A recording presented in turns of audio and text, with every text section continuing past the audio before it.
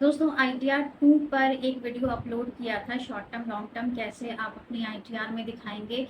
उस वीडियो को बहुत ज़्यादा पसंद किया गया और उसी वीडियो के कमेंट बॉक्स में हमें कुछ लोगों ने मैसेज किया कि ITR 2 पर एक और वीडियो चाहिए जिसमें कि हम डेट और लिक्विड म्यूचुअल फंड्स को कैसे ITR में दिखाते हैं वो सीखना चाहते हैं।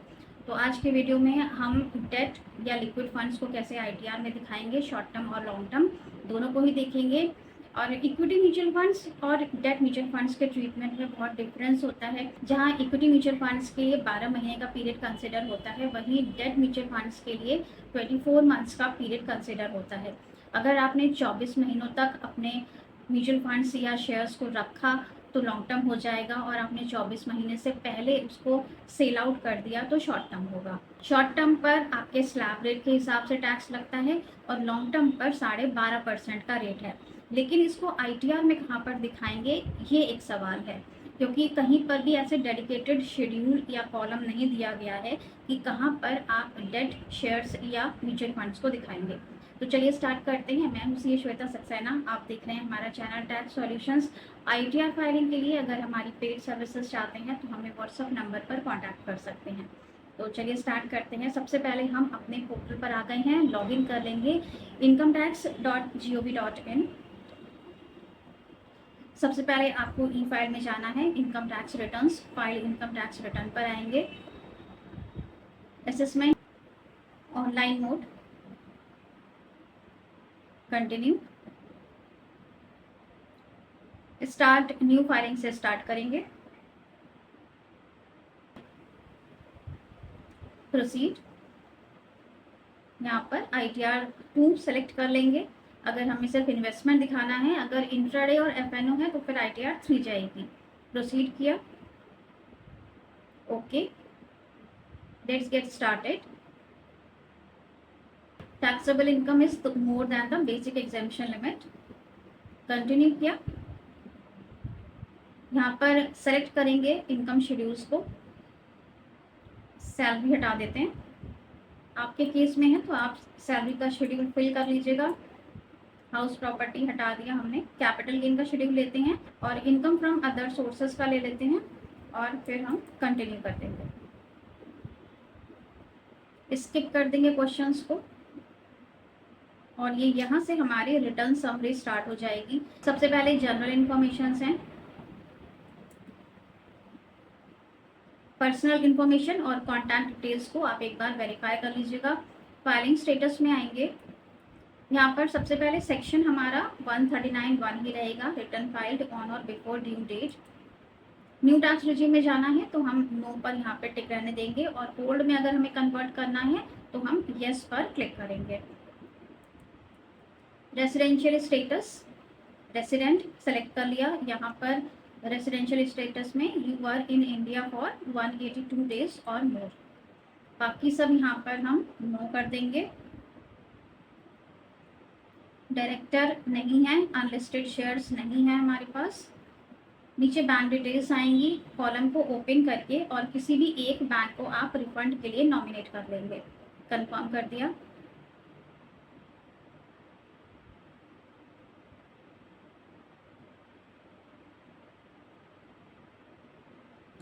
नेक्स्ट आता है कैपिटल गेन का शेड्यूल। यहाँ पर हमें शॉर्ट टर्म और लॉन्ग टर्म दोनों मिलते हैं। सबसे पहले हम शॉर्ट टर्म के लिए देख लेते हैं कि डेट म्यूचुअल फंड्स या डेट इक्विटी शेयर्स को हम शॉर्ट टर्म में कैसे दिखाएंगे। शॉर्ट टर्म गेन तब होता है जबकि हमने डेट म्यूचुअल फंड्स को 24 महीने से पहले ही सेल आउट कर दिया। तो इसके लिए हमें आना है 5th नंबर पॉइंट पर, sale of assets other than A1, A2, A3। Edit पर क्लिक करेंगे। यहाँ पर हमें एक फर्स्ट नंबर सीरियल मिलता है और एक यहाँ पर नीचे सेकंड नंबर आता है और फिर ये थर्ड नंबर आता है। तो जो सेकंड नंबर है, full value of consideration in respect of assets other than unquoted shares, यहाँ पर हमें सेल कंसिडरेशन लेना है। मान लेते हैं कि 2,50,000 का हमारा सेल कंसिडरेशन है। इसके बाद cost of acquisition without indexation, indexation का बेनिफिट नहीं मिलेगा, सीधे सीधे सेल में से माइनस करनी है परचेज। तो यहाँ पर हमने ले लिया 1,00,000 हमारा परचेज कंसिडरेशन है, परचेज है। शॉर्ट टर्म कैपिटल गेन 1,50,000 का आ गया, इसे हम सेव कर देंगे।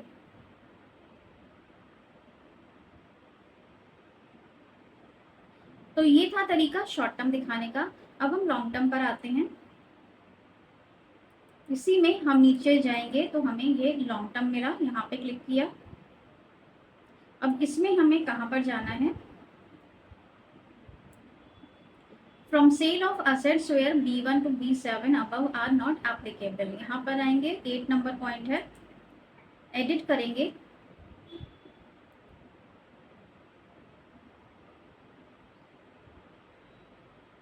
इसमें भी सेम उसी तरह से, एक है फर्स्ट नंबर पॉइंट, एक है सेकंड नंबर पॉइंट और एक है थर्ड नंबर पॉइंट। हमें जाना है सेकंड नंबर पर, full value of consideration in respect of assets other than unquoted shares. यहाँ पर हम डेट म्यूचुअल फंड्स की सेल कंसिडरेशन ले लेंगे। मान लेते हैं कि हमारी सेल कंसिडरेशन है 5,00,000 रुपए की, एक जीरो ज़्यादा हो गया, 5,00,000 रुपए की। और कॉस्ट ऑफ एक्विजिशन हम ले लेते हैं यहाँ पर 1,00,000 रुपए।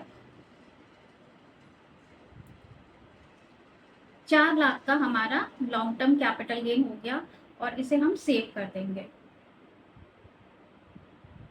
अच्छा, डेट म्यूचुअल फंड्स की एक खास बात है कि इसमें जो हमें लॉन्ग टर्म कैपिटल गेन होता है, इसमें हमें 1,15,00,000 का एग्जाम्पशन नहीं मिलता है, पूरा पूरा टैक्सेबल होगा आपके 12.5% के रेट के हिसाब से। तो अब हम नीचे कंफर्म कर देते हैं, हमने शॉर्ट टर्म भी ले लिया, लॉन्ग टर्म भी ले लिया। एक जो हमने स्टार्टिंग में शेड्यूल 112A को ऐड कर लिया था, ये डेट के लिए नहीं है, वो गलती से हमने यहाँ पर ऐड कर लिया। आपका जो डेट का शॉर्ट टर्म और लॉन्ग टर्म है वो आप इसी शेड्यूल कैपिटल गेन में फिल करेंगे। अब हमें क्या करना है? अब हम शेड्यूल साइला को पहले कंफर्म करेंगे।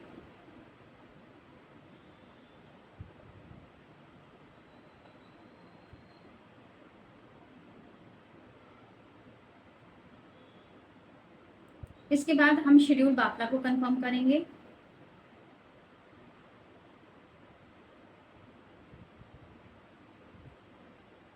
शेड्यूल अदर सोर्सेस, यहाँ पर हमारा डिविडेंड या जो इंटरेस्ट इनकम है वो सब रिफ्लेक्ट होती हैं, तो वो भी हम कंफर्म कर देते हैं।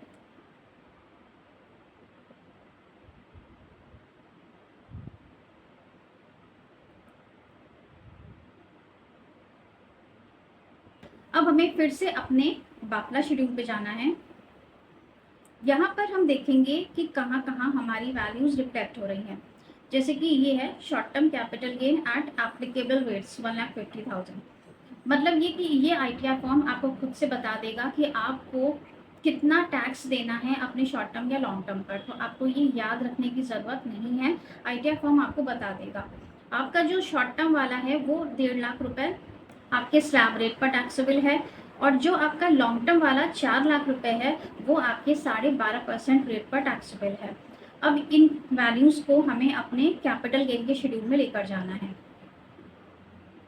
तो हम वापस चलेंगे कैपिटल गेन के शेड्यूल पर।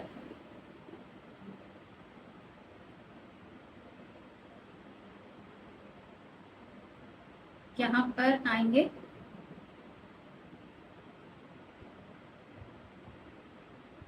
अब इसमें हमें एक F पॉइंट मिलेगा, यहाँ पर हमें देनी है वैल्यूज़। तो इसमें शॉर्ट टर्म वाला है, थर्ड नंबर पॉइंट है short term capital gain taxable at applicable rates. यहाँ पर हम शॉर्ट टर्म वाली वैल्यू ले लेंगे 1,50,000 की, और लॉन्ग टर्म वाला 12.5% ये है। यहाँ पर हम लॉन्ग टर्म वाले की वैल्यूज ले लेंगे 4,00,000। अब हम इसे कंफर्म कर देंगे।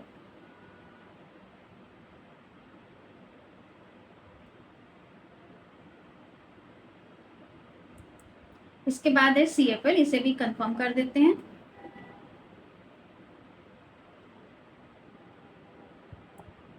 देन शेड्यूल स्पेशल रेट्स, इसको भी कंफर्म कर देंगे, क्योंकि यहीं पर हमारे टैक्सेस की कैलकुलेशंस होती हैं।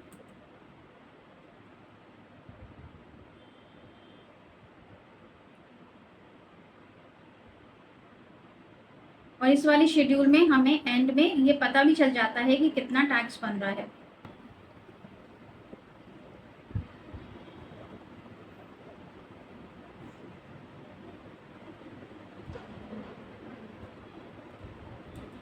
इसके बाद है पार्ट बी, जिसमें कि टोटल इनकम्स रिफ्लेक्ट हो जाती हैं।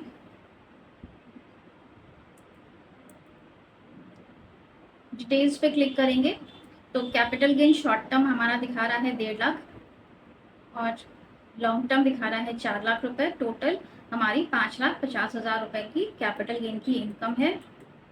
कंफर्म कर दिया इसको भी। इसके बाद टैक्सेस का शेड्यूल आता है। टैक्सेस पेड, अगर कोई टीडीएस डिडक्ट हुआ है, आपकी सैलरी इनकम है अगर, या ऑन एफडी पर कोई भी टीडीएस है, तो वो यहाँ पे रिफ्लेक्ट हो जाता है। हम आते हैं लास्ट वाले शेड्यूल पर, जहाँ पर कि टैक्स लायबिलिटी दिखती है।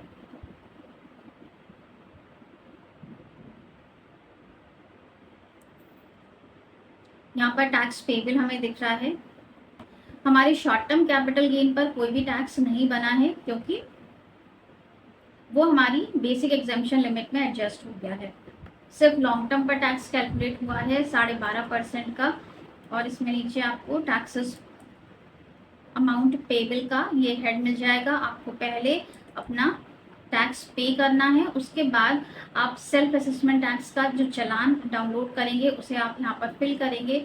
इसके बाद आप अपनी आईटीआर को अपलोड कर देंगे। तो आई होप ये वीडियो आपके लिए बहुत यूजफुल साबित होगा। और अगर आईटीआर फाइलिंग के लिए आप हमारी पेड सर्विसेज चाहते हैं तो हमारे व्हाट्सएप नंबर पर कॉन्टैक्ट कर सकते हैं। मिलेंगे नेक्स्ट वीडियो में। Till then stay safe and healthy. Bye bye.